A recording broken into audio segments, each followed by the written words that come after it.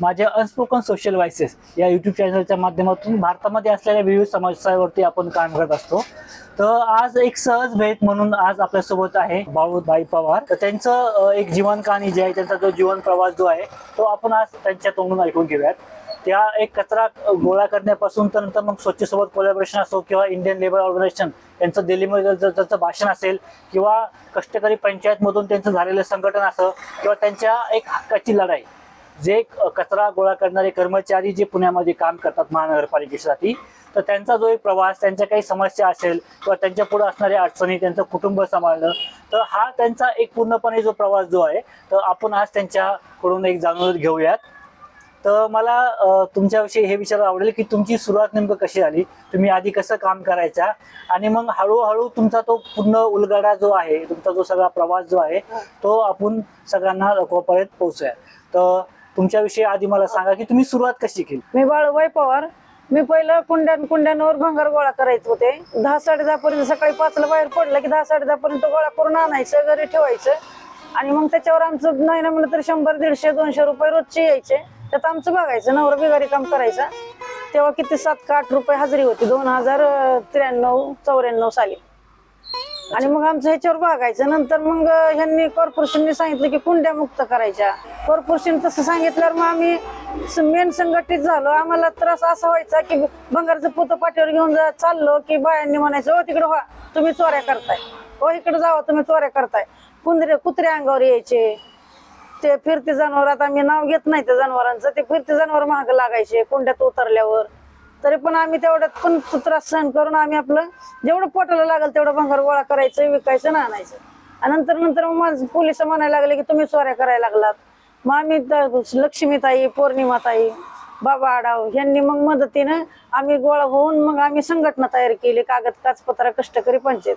2092 साली आम्ही अशी माणसं गोळा करत होतो आणि 93 साली आमची संघटना स्थापन झाली। 93 सालापासून 2000 साली मग ह्यांनी काय सांगितलं की नाही म्हणले कुंड्या मुक्त करायच्यात। कुंड्या मुक्त करायच्या म्हणले आमचे पौर्णिमाताई, लक्ष्मीताई म्हणले आमचे जवळजवळ 7-8 सभासद आहेत, आमचे लोक भंगार गोळा करणार आहेत, गावाकडनं आलेले आहेत, उपाशी मरतील, मग ते काय खातील, मग त्यांचं तुम्ही काय करणार। मग ते म्हणले की मग आता आम्ही काय सांगणार, आम्हाला सांगितलंय वरून आदेश आलाय कमिशनरचा कुंड्या मुक्त करायच्या आणि पुन्हा स्वच्छ करायचं, मग आम्ही काय करणार। मग ते असे म्हणले की तुम्ही एक काम करा, मग तुम्हाला आम्ही सांगतो, तुम्ही दारोदार जावा, कचरा घ्या आणि तुम्हाला भेटेल ते तुम्ही घ्या नागरिकांकडनं, ना आम्हाला तुम्ही करून दाखवा 2 वर्ष काम तुम्ही कसं करताय ते। मग 2 वर्ष आम्ही काम केलं। लोकांनी कोणी मिक्स कचरा देत होते, तेवढं मात्र कॉर्पोरेशन मी साथ दिली, वेगळा कचरा द्या, ह्यांना वेगळा द्या, ह्यांना मानधन नाहीये, तुमच्या खिशातनं काय असेल ते 10-5 रुपये द्या। मग असं 2 वर्ष कॉर्पोरेशननी सुरुवात केलं आणि त्यांनी कसं केलं, एक कचरा म्हणजे आपला ओला कचरा वेगळा करायचा आणि प्लास्टिकचा कचरा वेगळा करायचा, जेणेकरून बाय प्रिव्हेगेशन आपल्याला करता येईल आणि ते पुढे त्यांच्या महानगरपालिकेचं काम सोपं होईल। तर मला हे सांगा, ज्यावेळेस तुम्ही संघटना, तुम्ही आज सांगितलं की निमाताई आल्या, तर त्यांनी ज्यावेळेस समजा तुमची एक असं संघटना फॉर्म करायचं ठरलं, पण मला असं वाटतं की तुम्ही सगळे असे विखुरलेले होते, मग ते संघटनेची सुरुवात कशी झाली आणि किंवा सुरुवात अशी झाली की जिथं बाया कुंडीवर फिरत होत्या तिथं स्वतः पौर्णिमाताई यायच्या, वस्तीत यायच्या, परत रस्त्याने फिरायच्या की तुम्ही कुठं राहताय, तुम्ही काय काम करताय, कचरा गोळा करताय का, तुमचे पोरं शिकतात का। पोरं आमच्या संगच कचरा गोळा करायची होती। तर पौर्णिमाताई म्हणले असं नाही चालायचं, पोरांना तुम्ही शाळेत घालायचं, पोरांना अजिबात संघ आणायचं नाही, पोरांना शाळेत टाकायचं आणि पोरांना अजिबात भंगार गोळा करू द्यायचं नाही, असं म्हणजे त्यांनी ठामपणे निर्णय घेतला। काय बाया काय करायच्या, भियायच्या, घाबरायच्या, त्यांना नको त्या बाया आम्हाला कुठतरी नेत्याल, मिटिंगला 6 वाजता इथं मिटिंग असायची ना, नको आम्ही नाही येणार मिटिंगला, या नेत्याल कुठंतरी किंवा काहीतरी सांगत्याल आम्हाला, असं म्हणून बाया लपून बसायच्या। मग आम्ही त्यांना सांगायचं, आता आम्ही कसं पहिल्यापासून या संघटित आहे त्यामुळे आम्हाला भीती नाही वाटायची, आम्हाला त्या घरच्या सारख्या वाटायच्या। मग आम्ही त्यांना पटवून सांगायचं, अहो आपल्यासाठी साहित्यात आहे, आपलं पुढं वाटचाल चालू होईल किंवा तुम्ही जर आलात आमच्या संघटनेमध्ये तर तुम्हाला आदर होईल, पोलीस अडवायची नाहीत भंगार गोळा करताना किंवा कुठला बापेमाना काय बोलायला लागला तर आपल्याला चौकीला जरी जायचं म्हणलं तरी कोणी आपल्याला काय बोलू शकत नाही, ठामपणे आपण निर्णय घेऊ शकतो। मग अशा आम्ही जोडल्या गेलो बाया। पौर्णिमाताई चिकन माने की ज्या पुण्यामधील ज्या महिला ज्या होत्या त्या पूर्णपणे विस्कळीत होत्या, त्या कचरा गोळा करता आणि कचरा गोळा करत असताना त्यांच्यावरती वेगवेगळे ॲलिगेशन व्हायचे, त्यांच्यावरती तुम्ही चोरी करता असा आरोप व्हायचा आणि इव्हन कुत्रे सुद्धा त्यांच्या अंगावरती यायचे, त्यांना भरपूर, आणि इव्हन लोक सुद्धा त्यांना खूप वाईट परिस्थितीचं म्हणजे खूप घाणेरड्या पद्धतीने नजरेने बघायचे, त्यांची वागणूक चांगली द्यायची नाही।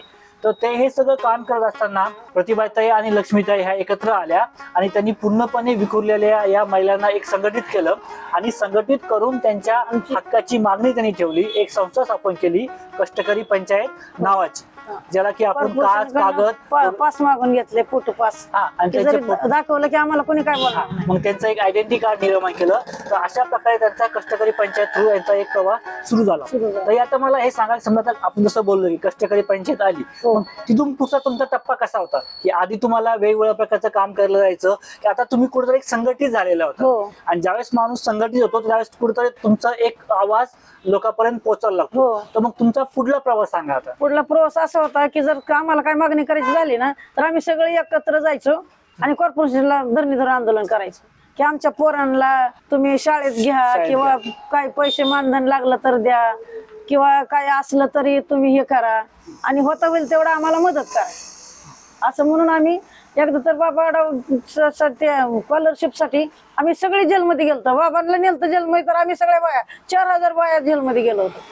आणि जेलमध्ये कशामुळे ज्यावेळेस तुम्ही स्कॉलरशिप मिळावी म्हणून आम्ही गेलो होतो. म्हणजे तुमच्या मुलांना शिक्षणासाठी त्यांना स्कॉलरशिप भेटावी, त्यांचं चांगलं शिक्षण व्हावं म्हणजे जेणेकरून तुमची आर्थिक परिस्थिती सुधारण, त्याच्यासाठी बाबा आडा आणि तुम्ही सगळ्यांनी एक त्यांना का नेलं म्हणून आम्ही सगळ्या बाया गेलो त्यांच्या संग. अच्छा, म्हणजे तुम्ही त्यांना सहकार्य केलं बाबा आडा ज्यांनी कष्टकरी संघटना पुढे चालून स्थापन केली होती. अच्छा, तर म्हणजे असं म्हणायला हरकत नाही की ज्यावेळेस तुम्ही फक्त कचरा गोळा करता त्यावेळेस तुमच्या मुलांचं शिक्षण पण होत नव्हतं आणि तुम्ही संघटित झाल्यामुळे मग तुमच्या मुलांना पण शिक्षण व्हायला लागलं, भेटायला लागलं आणि वया पण मिळायला लागले. आमच्या संघटनेकडनं बिनव्याजी कर्ज मिळायला लागलं, पोरांना भरायचं झालं शाळेत तरी. अच्छा, मुलांना पण कर्ज भेटायला लागलं. मुलांना म्हणजे जर शाळेत समजा फी आहे इथं एवढे 2000 आहे तर आमची संघटनेची येऊन माणसं म्हणायचे हे कचरा वाचकांची पोर आहेत, तुम्ही जास्त फी घेऊ नका. तर मग खाजगी शाळा असली तर म्हणणार मग 1000 रुपये तरी द्या. मग बिनव्याजी आमची संघटना कर्ज देते. म्हणजे तुम्हाला कुठतरी एक प्रकारचं मुलांच्या शिक्षणासाठी आणि तुम्हाला एक आर्थिक बळ तुम्हाला भेटायला लागलं. मग आता तुमचं एक संघटना स्थापन झाली, तुम्ही तुमचे अधिकार मागायला लागले, तुमच्या मुलांचं शिक्षण व्हायला लागलं. तर मग आता पुढचा तुमचा टप्पा कसा होता याच्या पुढची? आमचा असा टप्पा होता की 2008 साली ज्या टायमाला करार मिळाला त्या टायमाला ते बी करार असा मिळाला की आम्ही त्यांना दाखवलं जर समजा 100 किलो कचरा निघतोय तर त्यातला आम्ही नाही म्हणलं तरी 40 किलो भंगार काढायचं, 30 किलो वल्ला कचरा काढायचा आणि फक्त 20 किलो रॅम्पला जायचं. मग ही रॅम्पला आम्ही एवढा कचरा कमी करतोय, तुमचं एवढं वाचवतोय, मग तुम्ही का आम्हाला करार देत नाही? बरोबर. पावत्या सुद्धा भंगाराच्या पावत्या सगळं पूर्ण फक्त हागीज नारळ आणि टोक एवढंच कचऱ्यात जातं आमच्या. अच्छा, नाहीतर बाकी सगळं विकलं जातं. बाकी सगळं पूर्ण विकलं जातं. आता आपण हा सगळा कचरा तुम्ही याला मनपाला विकतात, पुणे महानगरपालिकेला? नाही विकत नाही. म्हणजे जे आपली दुकान आहेत भंगाराची, आमची दुकान आहेत स्वतःची. राईट. म्हणजे तुम्ही तो कचरा घेणार आणि तुम्ही तो स्वतःहून तो कचरा तुम्ही त्यांना विकणार. आणि पावत्या बिवत्या सगळे मिळतात. आम्ही संघटनेची दुकानं टाकलेली आहेत, 5 दुकान आहेत अख्ख्या पुण्यामध्ये. अच्छा, संघटनेची दुकान कुठे कुठे आले? ह्याला कोथरूडला एक आहे, आपल्या पिंपरीला एक आहे, इथं कात्रजला एक आहे आणि आता हडपसरला एक खोला. संघटना आपली कष्टकरी पंचायत नावाने आहे. कष्टकरी पंचायत. मग आता नंतर आता तुम्ही सुद्धा स्वच्छ आमची स्वच्छ प्लस संस्था जी आहे ना ह्याच्यातनच निर्माण झालेली आहे. जो आम्ही सोसायटीतनं वल्ला आणि सुका कचरा वेगळा घेतो तर वल्ला कचरा आम्ही असं डक केलेले आहेत, खड्डे केलेले आहेत, त्या खड्ड्यात टाकतो आणि त्याच्यावर पाचोळा टाकतो. 3 महिन्यानं खड्डा काढून ते चालतो आणि ते खत आमचे संस्थेवाले नेतात नाही तर मग सोसायटीला देतात. म्हणजे हे आज कचरा वेचकांनी आणि आमच्या संस्थेनं काय काय उपचार केलेत हे अजून काही लोकांना माहिती नाहीयेत. वल्ल्या कचऱ्यापासून खत तयार होतं आणि इतकं छान खत होतं की ते विकाय जायचं म्हणलं तरी 60 रुपये किलो जातं आणि झाडांना टाकलं म्हणलं तर झाडं फुलदार होतात आणि मेन कॉर्पोरेशनला कचरा तो जातच नाही. 40 किलो कचरा जरी जिरवायचा रोजचा म्हणलं, 40 किलो कचरा जरी जिरवायचा म्हणलं तेवढं 40 किलो कचरा कॉर्पोरेशनला कमी होतो. जाण्याचा वाहतूक म्हणा किंवा त्यांचे कर्मचारी लावायचे म्हणा तो कचरा सोसायटीत जिरतो. त्यामुळे आमची स्वच्छ प्लस संस्था पण खूप वर आली. आता तुमचं दिवसभरातलं जो दिनचर्या जी असते ती कशी असते बरं? आता सकाळी नाही म्हणलं तरी मी 5 आता माझी परिस्थिती अशी आहे की माझे 2 नातवंड मीच आहे. मला मुलगा नाही, सून नाही. 3 वर्षापूर्वी मुलगा गेलेला आहे, गाणगापूरला जातो म्हणून. अच्छा. आणि नंतर 3 महिन्यानं सून पण गेली. हे आपल्या ऑफिसला हे सगळ्यांना माहिती आहे. अच्छा. मग आता हे 2 लेकरं आणि मी. मग सकाळी 5ला उठते मी, पुरीला पाणी तापून द्यायचं, आंघोळीला पाणी उतरायचं, वेण्या घालायच्या आणि मग ह्याला पाणी तापून ठेवायचं, डबा करायचा. मी 6:15ला बाहेर पडते सकाळी. ओके. आणि मग तिथून मग काम. मग पोरग जातं स्वतः आवरून फॅनदारात येते. पोरगी 6:30ला जाते अच्छा. आणि हे मेन तुम्हाला महत्वाचं असं सांगायचं होतं की इतकं माझं चांगलं झालं ना संघटनेमुळं. 2002 साली माझा नवरा टाकून गेला बाई घेऊन. माझं पोरग 7वीला होतं, पोरगी 5वीला होती. मग मी तेव्हापासून म्हणजे भंगार गोळा करत करत आपले काम करायला लागले. बालाजीनगरला पहिले काम करत होते. जवळजवळ 11-12 हजार रुपये पगार मिळत होता. मग त्यात माझं भागत होतं. आणि नंतर पुरीचं लग्न केलं संघटनेकडनं कर्ज घेऊन. पुन्हा 2 वर्षानं मुलाचं लग्न केलं. खूप मुलगी आता हडपसरला आहे. आणि मुलाचं मी लग्न झालं, त्याला 2 मुलं झाली. आता ते नशिबाप्रमाणे झालं, हो द्या. पण 4 टेम्पो झाले, 4 टेम्पो घेतले होते लेखानं माझ्या. हो, संघटनेकडनंच मला पहिला टेम्पो मिळाला, फक्त 15,000 रुपये भरून. बापरे. 15,000 रुपये भरले आणि संस्थेने मला टेम्पो दिला. त्या टेम्पोवर माझे 4 टेम्पो झालते. पण आता काय नशिबात असेल, लेखानं 3 विकले लॉकडाऊन मध्ये आणि 1 आहे आता माझ्याकडे कचऱ्याला. अच्छा, बाहेरचा ड्रायव्हर टेम्पो आहे. अरे वा. ज्यावेळेस समजा यांचे पती दुसरीकडे निघून गेले, तर त्यावेळेस त्यांनी कुठं प्रकारचे न घाबरता स्वतः खंबीर त्यांच्या पायावरती उभं राहिल्या. 2 मुलांचं त्यांनी शिक्षण केलं आणि ह्याच कचऱ्यामधून त्यांनी आपल्या 2 मुलांचं शिक्षण करून मुलीचं लग्न केलं आणि सध्या आता ते आपल्या नातबाळांनाही सांभाळतायत.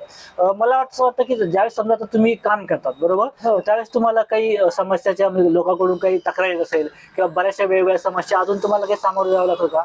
म्हणजे माझे नाही, मी दुसऱ्यांची तक्रारी मिटवते. कसं मला सांगता? असं मिटवते की जर समजा आता इथं नागरिकांची सभासदांची भांडणं झाली, मग मला तिथं जावं लागतं. जवळजवळ 2009 सालापासून मी ही काम करते, तक्रार निवारणचं. परत कमिशनर संघ मिटिंग असली तरी जायचं, वार्ड ऑफिसला मिटिंग असली तरी जायचं, SI बरोबर मिटिंग असली तरी जायचं, नगरसेवकांबरोबर मिटिंग असली तरी आम्ही पुढे जातो पहिलं. म्हणजे कसं काय मागणी करायचं झालं तरी नगरसेवकांचा चेहरा बघायचा, त्याचा कसं काय हावभाव आहे, त्याच्यावर आपल्या मागण्या करायच्या. अच्छा, म्हणजे असं म्हणायला हरकत नाही की त्यांची जी लढाई जी होती त्यांच्या घरापासून सुरू झाली आणि आज त्या स्वतःच्या हक्कासाठीच नाही तर पूर्ण समाजाच्या हक्कासाठी लढताय. इथं असणारे प्रत्येक कचरा वेचणाऱ्या ज्या महिला ज्या आहेत त्यांचे जे काही अधिकार असेल तर त्यासाठी सुद्धा त्यांची आज लढाई सुरू आहे.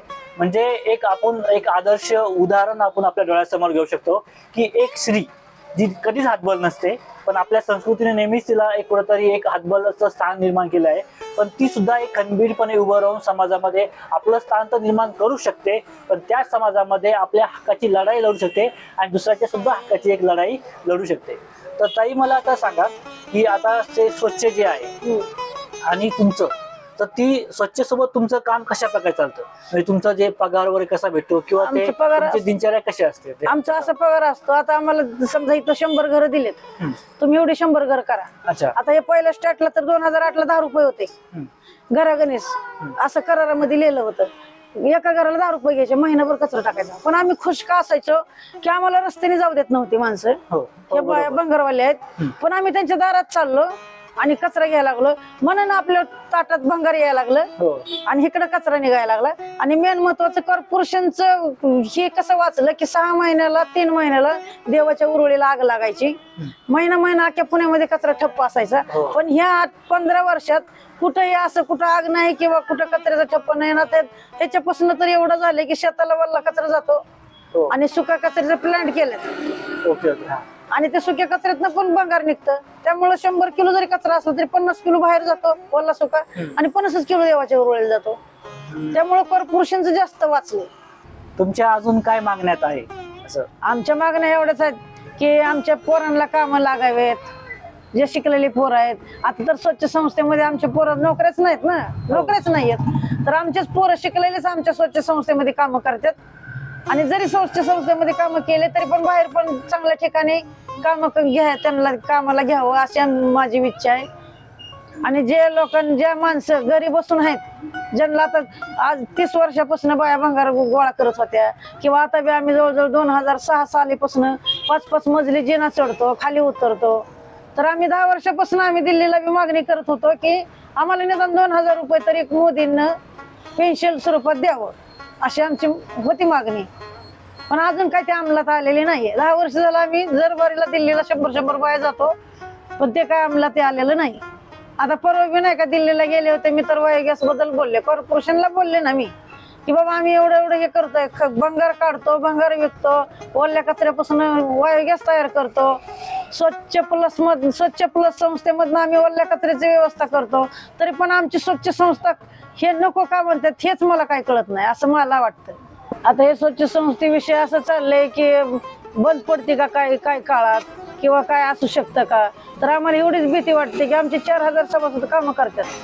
आता मीच कवाय ना, मी 100 घराचं काम केलं तरच मग मला खायला मिळेल. आता असं आमच्या संस्थेमध्ये बाया आहेत, त्या कुणाला नवरा सांभाळत नाहीये, काय कुणाला मुलं नाहीयेत किंवा मुलं सांभाळत नाहीयेत. 60-60, 70-70 वयाच्या बाया आहेत. 100 घराची कवायना कचरा गोळा करतात, 4-5 हजार मिळतात, त्यात आपलं गोळ्या औषधाला आणि पोटाला होतंय. आणि जर समजा स्वच्छ बंद पडलं तर आमच्या लोकांनी खायचं काय आणि काम करायचं कसं? आता आम्हाला थोडी काय एवढ्या शेताखाली काम होणार आहे का? तर एवढंच की ज्यांनी कॉर्पोरेशनला माझी एवढीच कळकळून विनंती आहे की आमचं स्वच्छ असंच चालू राहावं. काय त्रुटी असल्या तर आम्हाला सांगाव्या, तुम्ही हे सॉल्व्ह करा म्हणावं. आणि आम्ही जोपर्यंत जीवात जीव आहे तोपर्यंत आम्ही लढा लढणार आणि आमचा करार आम्ही मागून घेणार.